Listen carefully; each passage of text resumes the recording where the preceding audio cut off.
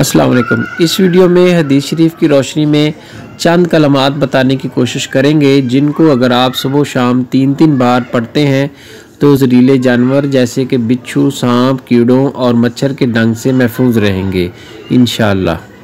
تو چلیے جان لیتے ہیں وہ کون سے مبارک کلمات ہیں۔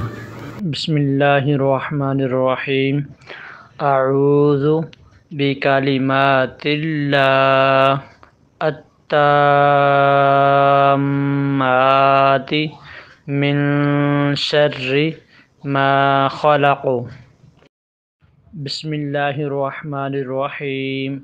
اعوذ بکلمات اللہ التامات من شر ما خلق۔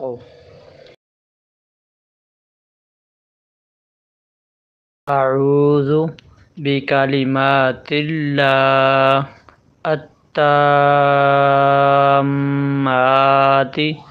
من شر ما خلق۔